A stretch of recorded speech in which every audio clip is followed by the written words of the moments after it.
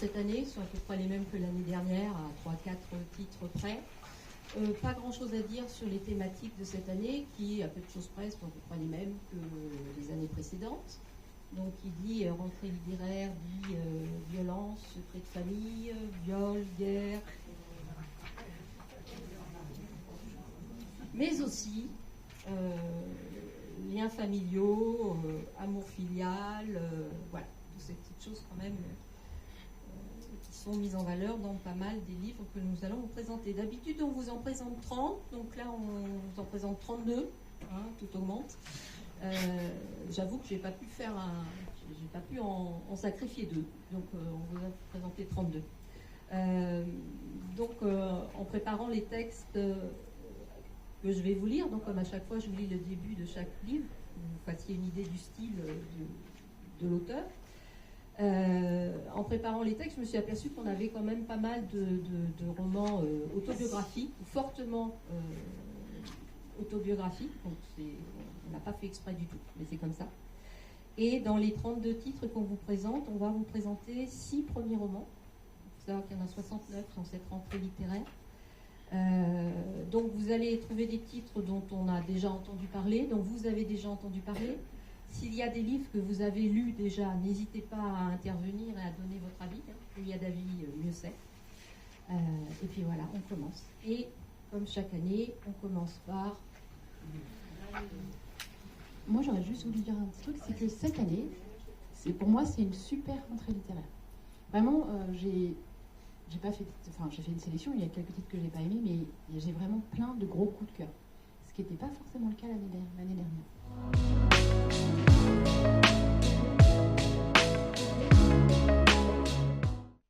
Aucun continent ne partirait volontairement à la dérive. Avant les déchirures tectoniques, il y avait une seule mer et une seule terre. L'île unique s'appelait la Pangée. L'exil n'existait pas. Il suffisait de marcher longtemps. On rejoignait forcément les siens. Tout départ est une aberration. Je pense être placée pour le savoir, j'ai passé ma vie à partir. Mes parents diplomates déménageaient sans cesse, emmenant une progéniture plus traumatisée à chaque fois. Au lieu de m'y habituer, j'ai contracté une allergie au départ. Adolescente, je m'étais juré qu'adulte, je trouverais le lieu absolu dont ensuite je ne bougerai plus. À 21 ans, je décidai que l'endroit élu serait Tokyo. Ce fut une catastrophe. Je rentrai à Bruxelles et soupçonnai que ce pourrait être mon chez-moi. Les dieux ne s'accommodèrent pas de cette évidence et m'envoyèrent à Paris, où je débarquai comme un oiseau au pays des chats. À ma surprise, je m'épris profondément de cette ville dangereuse.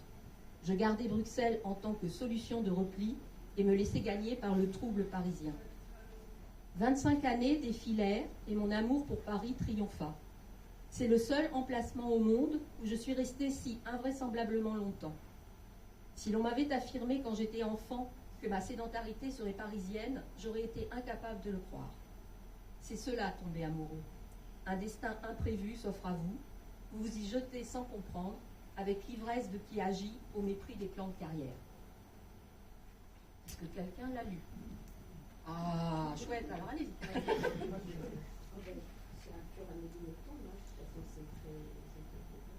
C'est ça, c'est sa veine autobiographique. Voilà, pour moi, c'est ce que je préfère, de toute façon. Au final, c'est ce qu'on va préférer. Et ce qui est... Sur son père? Non. Ah oui. Ce qui est moi, ce que j'ai trouvé très touchant dans ce livre-là, c'est qu'Amélie Nothomb, elle est comme nous, hein, elle vieillit, elle prend de l'âge, et elle a une amie qui gagne un voyage au Japon et qui lui demande de l'accompagner. Donc, dans un premier temps, elle est réticente parce qu'elle a une phobie des départs, des préparations de voyage et autres, et puis elle accepte de venir avec cette amie. Et donc, elle retourne dans ce pays qu'elle pensait être son pays de cœur et dans lequel elle n'a jamais pu s'implanter, ce qu'on voit très nettement dans notamment Stupeur et Tremblement. Et en même temps, c'est l'occasion pour elle, tout en lui faisant visiter le Japon qu'elle aime et qu'elle connaît, de Kyoto au Mont Fuji, de se remémorer son enfance, de se remémorer les relations avec son père. Donc, c'est un livre très empreint de nostalgie. Et c'est en cela que je dis, vu qu'elle est comme nous, elle vieillit, il y a tout ce voile un peu nostalgique qu'on n'a pas forcément dans les Amélie Nothomb précédents. et qui apporte une petite saveur, un petit quelque chose en plus, qui fait que bon, elle est toujours aussi attachante et drôle, parce qu'il y a de l'humour dans cette amie qui découvre le Japon et qui, comme toute bonne touriste occidentale, met des fois un peu les pieds dans le plat, et voilà. Mais il y a de l'humour, mais il y a aussi beaucoup de nostalgie et de tendresse. Et, oui, moi j'ai trouvé que c'était un bon coup. Et puis, c'est vrai que le personnage de la copine, qui n'est pas la nôtre, hein, parce que franchement, voilà, ça fait un pendant qui quand même met du relief aussi à son récit. Donc c'est intéressant. Et c'est vrai que c'est très drôle. Moi j'ai beaucoup. Non, là, on a des prénoms normaux, on a voilà. Et d'un autre côté, elle nous a appris plein de choses. Déjà des prénoms farfelus. Après, dans les prénoms épicènes, on ne savait pas ce que voulait dire épicène. C'est grâce à Amélie maintenant qu'on sait ce que ça veut dire. Donc, oui, mais je pense aussi que ça a dû être un voyage très agité pour elle et que l'écriture de ce livre a fait que ça l'a permis de se poser par rapport à ce qu'elle a vécu et toutes les émotions que ça a pu soulever dans son esprit. Donc, c'est son 33e roman.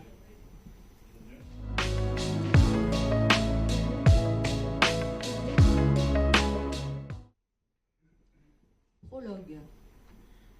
Woodrow Wilson Nicholl est mort en 2025 un jour ordinaire, d'une manière ordinaire, à l'âge plutôt extraordinaire de 105 ans. Un siècle et 5 ans. Le jeune officier de liaison de l'hôpital des vétérans, qui avait été désigné pour expédier ses biens aux héritiers éventuels, à savoir pour Woodrow Wilson Nicholl une antique militaire et aucun héritier, se tenait dans la chambre vide. Déterminée à respecter le planning, elle vérifia l'heure qu'il était. Sa mission lui donnait l'impression d'être la gardienne des choses laissées derrière soi, particulièrement quand il s'agissait de centenaires partis bien avant que leur cœur ne cesse de battre. C'étaient les seuls à posséder encore des cantines. Et les vieilles cantines, sans aucun destinataire, étaient les pires.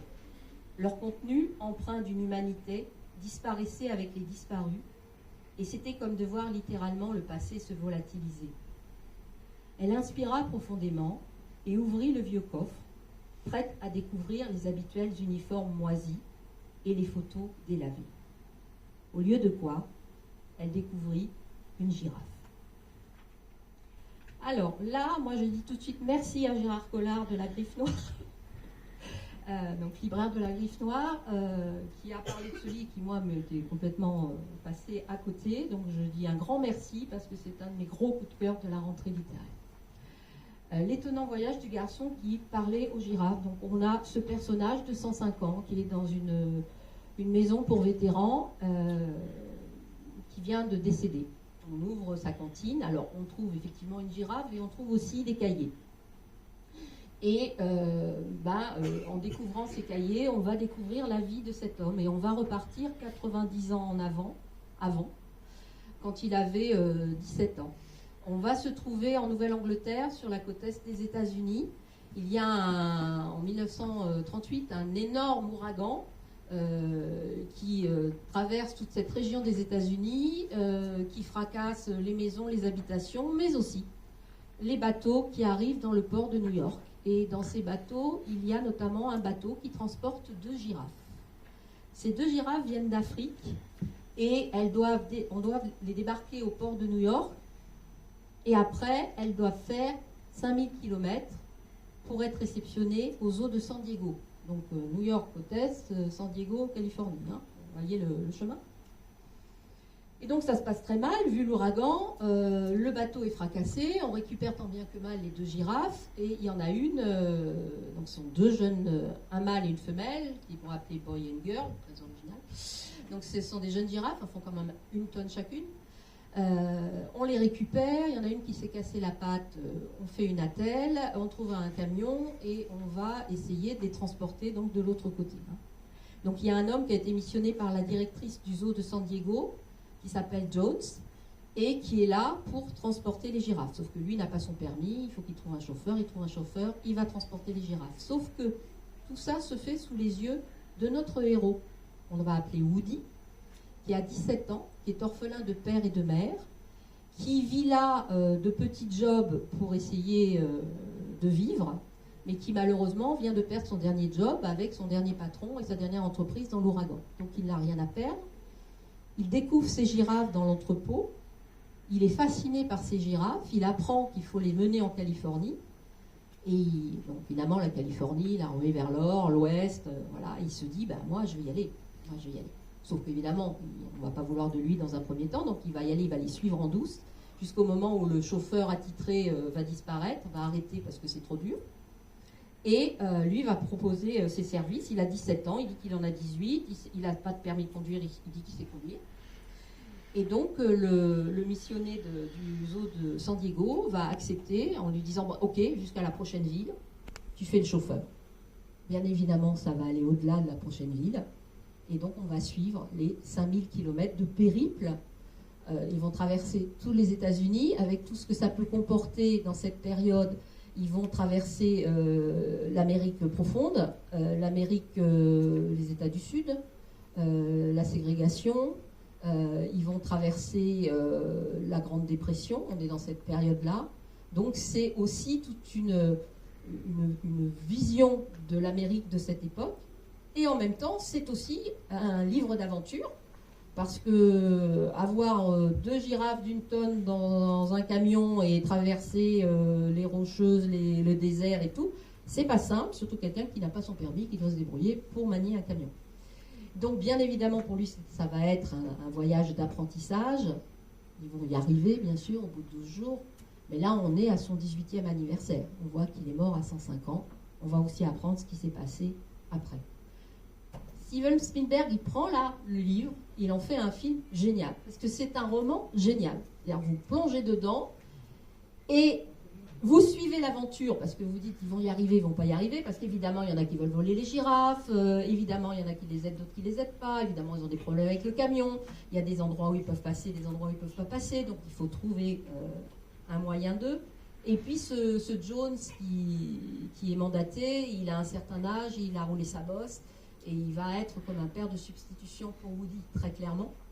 Donc, pour lui, c'est sous tous les points, c'est quelque chose d'hyper positif et qui va, cette traversée va l'amener de son adolescence à un âge adulte. Et c'est un livre fantastique, vraiment.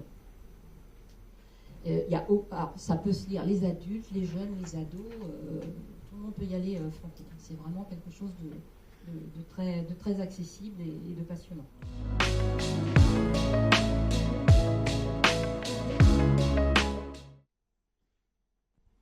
Prologue. Le réveil 1980. Jusqu'à son dernier jour, Marisa Ansaldo garderait le souvenir très net de ce matin de début août. Comme si tout s'était passé la veille, elle se revoyait plonger son visage dans ses mains remplies d'eau fraîche et frissonner de soulagement. L'air était immobile. Par-delà la fenêtre ouverte derrière la plage, la mer était muette. La lumière du soleil avançait sur le carrelage de la salle de bain. Elle s'était lentement brossé les cheveux, observant avec un brin de vanité sa couleur bien réussie, presque identique au châtain doré de sa jeunesse. Puis, sans amertume, elle avait laissé glisser son regard sur les signes avant-coureurs de la cinquantaine. Elle se levait toujours de bonne heure, même quand ils étaient en vacances dans leur maison au bord de la mer. Elle aimait profiter de ces moments rien que pour elle, dans le silence, avant d'effectuer les gestes toujours identiques qui précédaient le rituel du café avec lequel elle réveillait son mari. Ce jour-là, vêtue de sa nuisette croisée à la taille, elle avait surpris dans la porte-miroir de l'armoire le reflet de Stelvio dans leur lit. Il était en âge et dormait encore d'un sommeil profond. Une idée malicieuse lui était venue. Cela ne lui était pas arrivé depuis longtemps. Il ne se désirait plus comme avant et justifiait la torpeur de leur sens par la fatigue, par leur fille toujours à la maison ou par l'oreille attentive de la belle-mère qui les intimidait. Marisa s'était retournée lentement et dans la pénombre de la chambre, elle avait eu envie d'effleurer la poitrine nue de son mari, de caresser sa barbe hirsute. C'était peut-être l'idée des vacances qui commençaient, ou ce silence rempli d'intimité. La passion refaisait surface avec impatience. À ce moment-là, par la porte entr'ouverte, elle avait entendu le pas traînant de Laetitia, sa mère, qui passait dans le couloir. Elle s'était sourie à elle-même, résignée à perdre cette occasion, Et elle avait quitté la pièce avec un regard affectueux pour son mari. C'était la dernière fois que Marisa Ansaldo avait éprouvé du désir. Le dernier matin de sa vie d'avant. Quelqu'un l'a vu? Alors il fait. Remercie à Gérard Collard.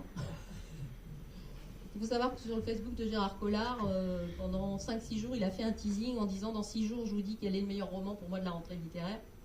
Et donc on a suivi, et on est arrivé à ce roman que moi je n'avais pas vu passer, effectivement. Donc je me suis précipitée, je l'ai pris à la librairie, je l'ai lu, et peut-être pas dire que c'est le roman de la rentrée littéraire, mais c'est un gros coup de cœur de la rentrée littéraire, très clairement. Donc on suit ce couple, Marisa et Estelle Vieux. Au départ, ils sont jeunes, on les suit, ils tombent amoureux, ils se marient, ils ont 2 enfants, ils ont une épicerie, tout va bien pour eux, on est dans la banlieue de Rome, ils s'achètent une petite maison au bord de la mer pour passer des vacances.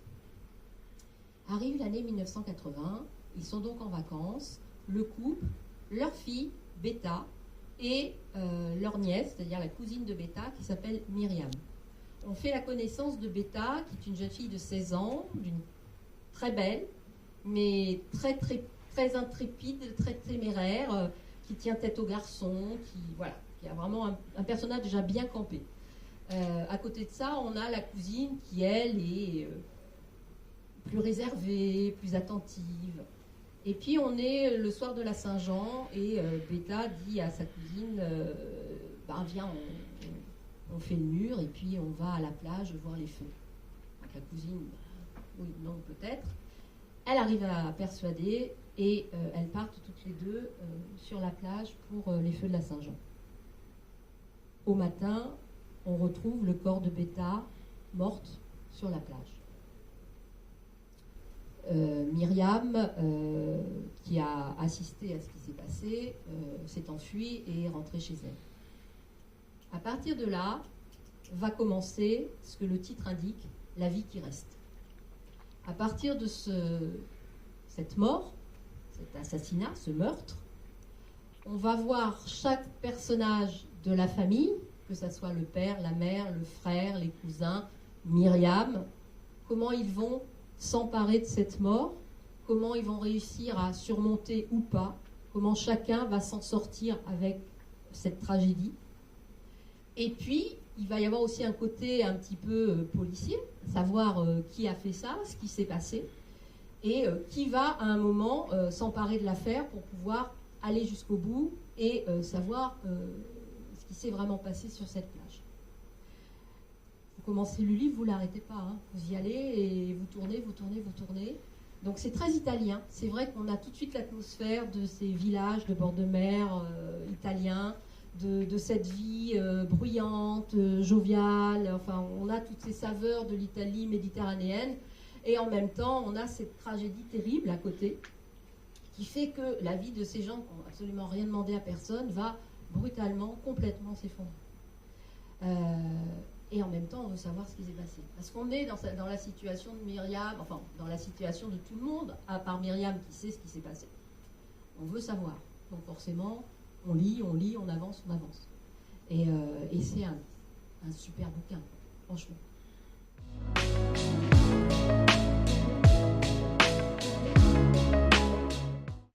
Aujourd'hui, Marguerite Yourcenar est reçue à l'Académie française. Quai Conti, les heureux invités sont persuadés de connaître leur sujet.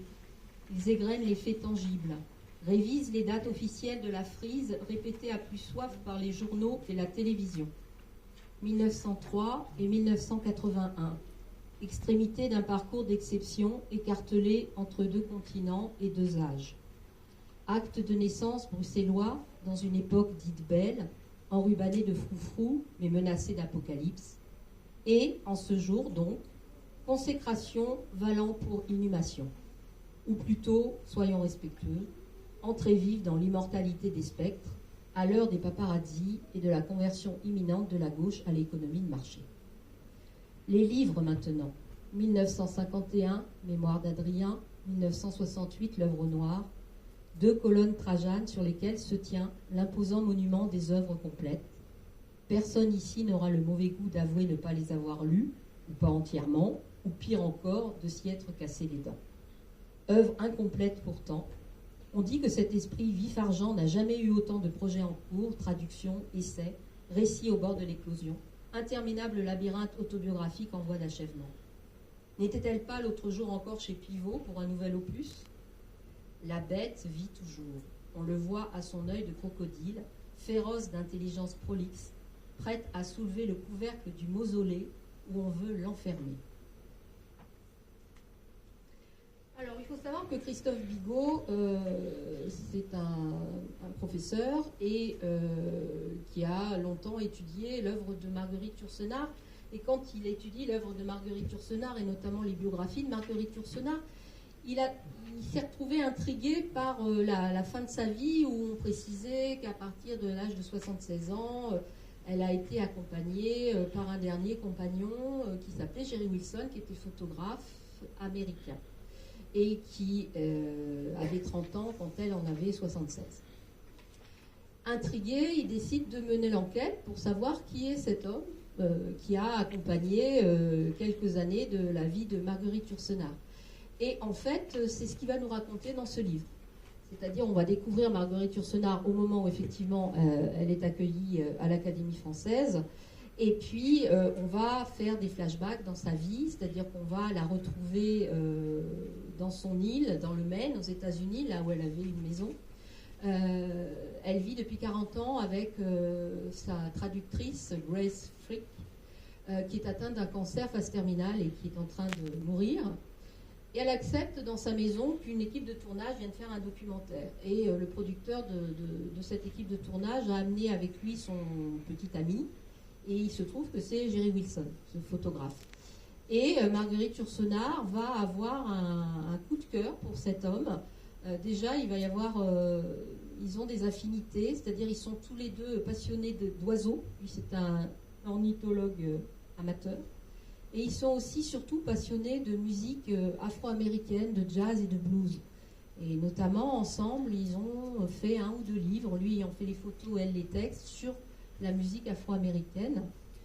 Et à partir du moment où sa compagne va mourir, elle va se retrouver seule, elle va décider d'embaucher cet homme comme homme à tout faire, mais en même temps, il y a une histoire d'amour qui va débuter entre ces deux personnages, et ce qui va lui redonner à elle une seconde jeunesse, on va dire, et elle qui ne voyageait plus depuis 40 ans parce qu'elle n'aimait pas les avions et que sa compagne ne voulait pas voyager en avion, elle va décider de l'emmener dans différents pays du monde, et donc c'est l'occasion de repartir sur les traces de la jeunesse de Marguerite Yourcenar. Et moi, c'est ce que j'ai énormément apprécié dans ce livre, c'est-à-dire qu'on a tous cette image de Marguerite Yourcenar, de cette femme qui entre à l'Académie française, de cette vieille dame, de ce monument des lettres françaises, parce que c'est un de nos plus grands auteurs de la littérature française, très clairement. Mais on oublie que Marguerite Yourcenar, elle a été jeune, qu'elle s'appelait Marguerite de Créancourt, Créancourt étant l'anagramme de Yourcenar, vice-versa, et que c'était une femme complètement indépendante, libre, lesbienne avant, et le déclarant avant tout le monde, et qui a eu une jeunesse et 1000 vies, et qu'on va retrouver tout au long du livre et de cette relation avec cet homme. Je ne vous en dis pas plus, vous verrez en lisant le livre ce qu'il advient de cette relation. Mais pour le personnage et le portrait qui est fait de Marguerite Yourcenar, moi j'ai été ravie qu'on puisse découvrir et dépoussiérer l'image qu'on a tous de Marguerite Yourcenar de 80 ans. Donc pour cela, c'est... Alors évidemment, on pense au pendant qu'on fait tout de suite avec Marguerite Duras et Yann Andrea, mais c'est pas vraiment sur le même registre. Mais on apprend plein de choses et en plus, bon, ça donne envie de lire ou de relire Yourcenar. Je ne sais pas si vous êtes lecteur ou lectrice de Marguerite Yourcenar, il y a très très longtemps. Voilà. Si vous tombez sur un de ses livres, ouvrez-le parce que c'est une plume. Moi, j'ai jamais trouvé un style plus parfait que l'écriture de Marguerite Yourcenar. Classique, certes, mais parfait. Je vous conseille un petit livre qu'elle avait sorti, mais un petit livre qui s'appelle Anna Soror. Je ne sais pas si on le trouve encore, je suis même pas sûre d'avoir dans la bibliothèque, pour vous dire. Mais c'est un pur éblouissement, c'est un tout petit livre d'une centaine de pages. Si vous arrivez à le trouver, magnifique.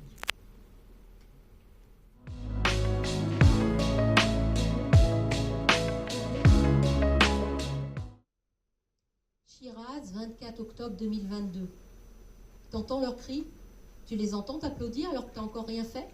Froussard, t'es même pas capable de grimper sur la benne.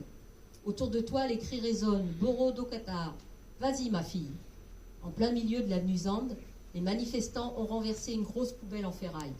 Elle te fait de l'œil. Tu brûles d'envie de l'escalader. Tu flippes. Tu te revois, petite et peureuse, invisible sous ce foulard obligatoire qui pend au bout de ton index transformé en potence. Tu te revois et tu te dis, je fais quoi là? Alors, autre très gros coup de cœur pour moi que Badgens. C'est un livre que j'ai adoré et que je prends grand plaisir à faire passer et à faire passer à tout le monde et à faire lire aux ados aussi, parce que franchement, il faut y aller. C'est l'histoire de Badgens. Alors Badgens, c'est pas vraiment son nom, c'est le petit nom que lui a donné sa maman. Ça veut dire effronté, Badgens. Ça se passe donc en Iran et c'est au cœur du mouvement Femmes, Vie, Liberté. Donc cette jeune fille là qui se parle à elle-même, parce que la voix qu'on entend, c'est elle se parle à elle-même, où elle se dit t'es une peureuse, t'es machin, tu vas pas y arriver. Elle va courir pour monter sur une benne et faire brûler son foulard. Et on va faire marche arrière en fait. On va essayer de comprendre quelle vie elle a vécu, pourquoi elle en est arrivée là. Elle a 16 ans, elle a juste 16 ans.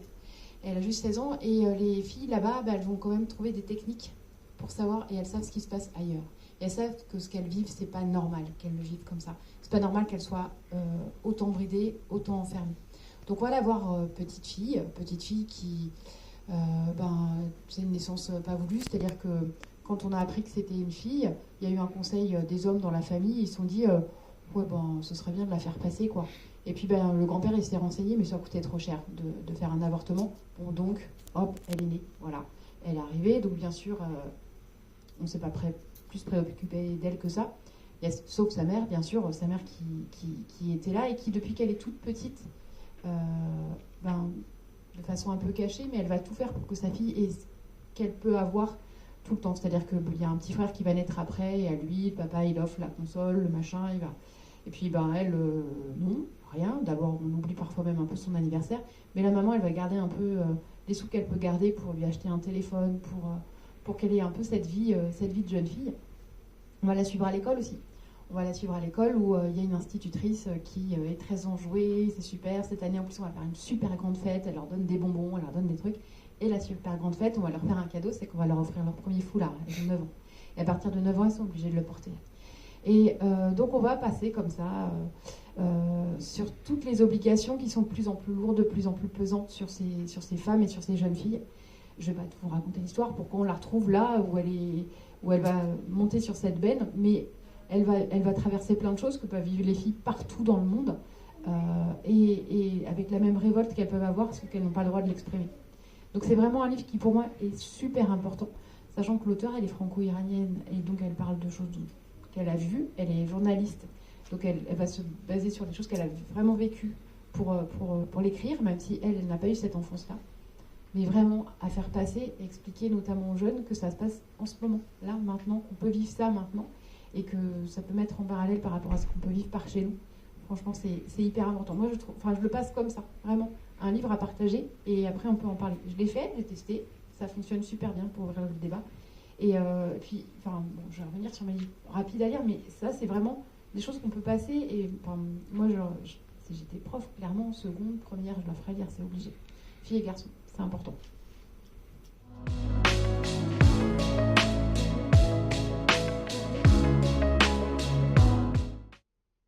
Il faut que je raconte cette histoire tant qu'il me reste de la peinture bleue sur les mains. Elle finira par disparaître et j'ai peur que les souvenirs s'en aillent avec elle, comme un rêve qui s'échappe au réveil et qu'on ne peut retenir. Avec ce bleu, j'ai peint le cercueil de papa. Un bleu RAL 5002, fabriqué à la demande chez un marchand de peinture absurde, dans un hangar à moitié vide derrière le Leclerc de Villers-Cotterêts. C'est très pratique. On donne la référence, une machine mélange, et on repart avec son pot fait sur mesure. J'étais soulagée que le vendeur ne me demande pas à quel usage je le destinais. C'est pour l'intérieur ou l'extérieur? Pour une cuisine ou une salle de bain? Non, c'est pour le cercueil de mon père. Il est mort hier et on va lui faire un enterrement de pharaon. Alors, bien évidemment, vu comme ça, donc c'est entièrement autobiographique. Clémentine Mélois, elle est écrivain, artiste, et c'est un livre à la gloire de son père, très clairement, mais pas que. Donc on va suivre les derniers jours de son père, on va suivre l'enterrement, et on va avoir des flashbacks sur c'est l'occasion pour la famille de se retrouver et pour elle de repenser, de revoir ses années d'enfance avec sa sœur dans cette famille très aimante, avec un père tout à fait hors norme. C'est un sculpteur connu, semble-t-il, moi je ne le connaissais pas, mais connu, semble-t-il, mais pas un sculpteur de petit sculpteur comme ça. Non, quand elle était jeune, elle racontait qu'avec son père, ils allaient dans les décharges pour récupérer des gros matériaux métalliques, et que le père, dans son atelier, il soudait tout ça ensemble et ça faisait une espèce de monstre. Et elle et sa sœur étaient absolument en admiration devant la création du père. Et c'est un livre qui déborde absolument d'amour. Et c'est ça qui fait du bien dans ce livre. C'est-à-dire, on est effectivement sur l'enterrement de cet homme qui est à la fin de sa vie et qui décide, voilà, on va gérer l'enterrement.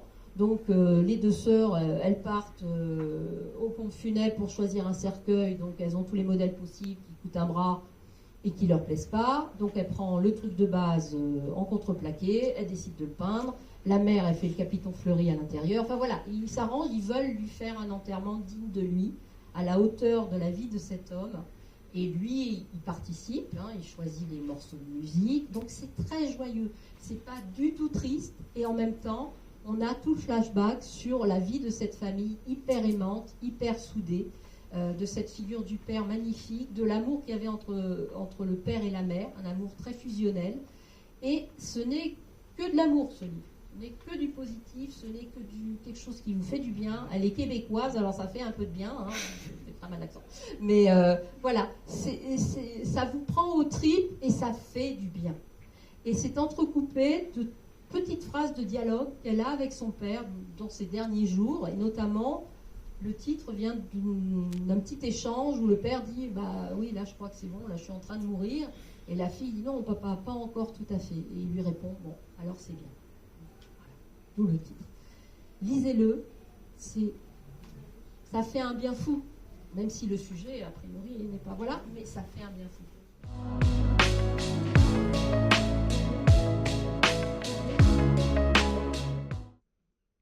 Les plafonniers sont froids. Le stylo-bille glisse sur la feuille blanche, seul bruit dans la pièce. Son index est sec, elle n'arrive pas à attraper le coin du papier. Hésite, mouille son doigt d'un coup de langue. Elle signe, trop de boucles, le résultat ne ressemble à rien. Elle lève enfin la tête. Le jeune couple lui sourit. La notaire ramasse l'acte de vente, le glisse dans une pochette et la leur tend. Eh bien voilà, félicitations, vous êtes propriétaire. Le couple hoche la tête. Astrid imagine leurs mains entrelacées sous la table. Elle aussi est propriétaire, d'une maisonnette vue en photo. Un autre notaire a signé l'acte de vente par procuration ce matin. Elle part la rejoindre, maintenant. Elle se lève, empoigne son énorme valise. Son téléphone vibre dans la poche de sa veste en lin. Elle s'efforce de rendre leur sourire au petit jeune, si jeune. Elle, mèche folle qui s'échappe de son chignon, lui, bermuda et barbe de 3 jours. Je vous souhaite plein de bonnes choses. Chose meurt au fond de sa gorge. Bon, j'aurais dit beaucoup, mais gros coup de cœur que celui-là aussi, traverser les montagnes et venir naître ici. C'est un livre lumineux malgré ce qu'il raconte. On va commencer par suivre Astrid, qui donc là, premier chapitre, c'est tout ce qu'était sa vie avant. Elle a une 40aine d'années. Elle vient de perdre son mari et ses 2 enfants dans un accident. Elle n'était pas avec eux.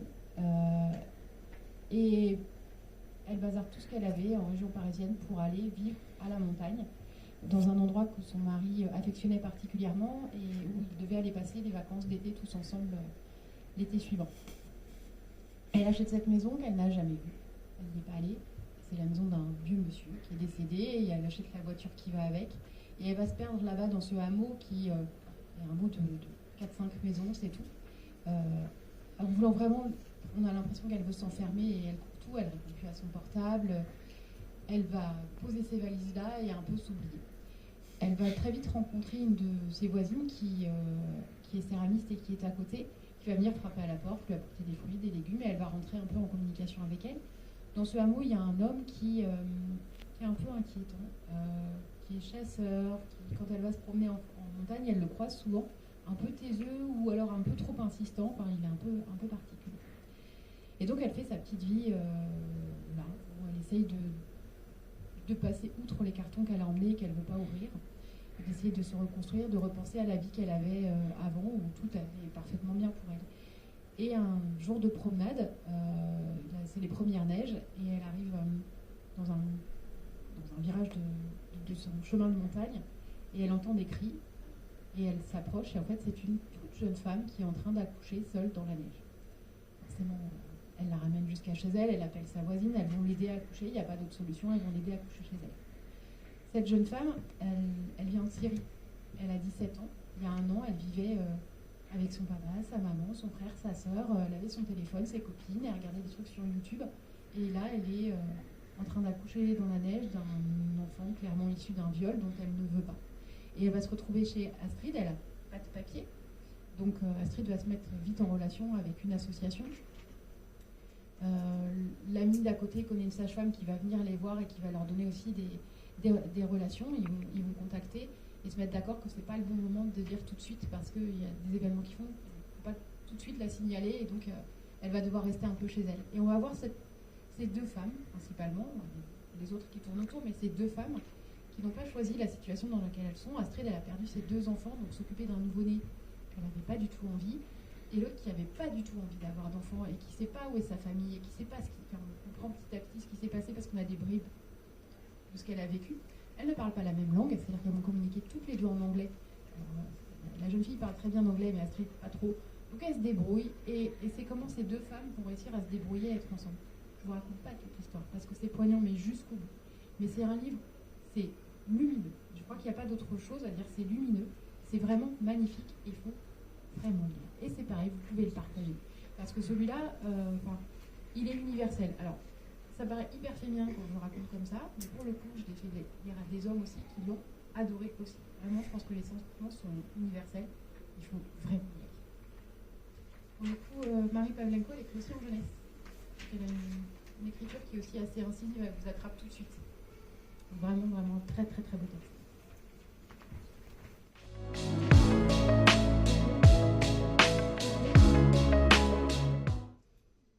Mes sœurs avaient 3 jours devant elles pour payer les dettes de notre défunte mère Malika. Pas un jour de plus. Elles ont dit que c'était la tradition marocaine qui l'exigeait. Je n'ai jamais entendu parler de cette tradition, mais j'étais avec elles, les sœurs, de leur côté. C'était la moindre des choses. J'ai proposé de participer moi aussi au règlement des dettes. Elles ont catégoriquement refusé. C'est une affaire de femmes, Youssef. C'est à nous, ces 6 filles, que revient cette charge. Pas à vous, nos 3 frères. Cela fait partie de notre héritage. Les hommes n'ont rien à voir là-dedans. Nous n'avons pas besoin de vos dirhams. Notre mère Malika est morte hier, son âme ne sera vraiment en paix que quand on aura accompli ce devoir de femme. En 3 jours, faire le tour de notre ville de Salé pour trouver tous ceux à qui elle devait quelque chose et les rembourser. C'est un roman, là encore, autobiographique, qui fait partie de pas mal de listes de prix. On commence à en parler, Le Bastion des larmes. Donc on va suivre ce fameux Youssef. Donc la mère est morte, les sœurs s'occupent de rembourser les dettes, mais ils doivent repartir dans leur ville de naissance au Maroc, à Salé, qui est à côté de Rabat, je crois. Lui notamment pour vendre l'appartement de sa mère. Lui va se retrouver dans cette ville et vont ressurgir tous ses souvenirs d'enfance, ses souvenirs d'adolescence dans cette ville du Maroc sous le règne d'Hassan II, et dans cette ville du Maroc où il a vécu ses années d'enfance et d'adolescence en étant homosexuel. Et va revenir à sa mémoire tout ce qu'il a dû subir comme homosexuel, enfant, jeune homme, dans cette ville, et c'est absolument terrifiant. Et puis il est parti en France, il s'est exilé en France, il est devenu professeur et il vit en France. Et ce retour dans cette ville natale lui permet aussi de se souvenir d'un ami d'enfance qui était aussi son petit ami, et il nous retrace aussi la destinée qui est complètement différente de la sienne, de ce garçon aussi homosexuel dans ce Maroc complètement fermé, claquemuré, violent et intégriste. Et c'est un livre bouleversant et sur effectivement un aspect de la société. Alors il faut savoir qu'il a subi des violences terribles, que tout le monde le savait, que personne ne disait rien, ne serait-ce que ses sœurs, ses frères, sa famille. Et donc il part aussi là-bas avec dans l'idée de est-ce que je vais pouvoir pardonner, est-ce que je vais pouvoir avancer dans ma vie, est-ce qu'il faut que je tourne la page, et il va notamment prendre une décision quand il va se retrouver dans le bastion des larmes qui existe vraiment, une espèce de tour de Belém sur la plage à Salé, où les gens vont pour regarder la mer, pour se souvenir de leurs jours passés, pour se souvenir des défunts, pour prier, pour invoquer. Et il va lui aussi aller dans ce bastion et pour savoir, pour choisir, pour décider de ce que va devenir sa vie maintenant après ce qu'il a vécu et après la mort de sa mère. C'est un très beau livre, très poignant. Voilà.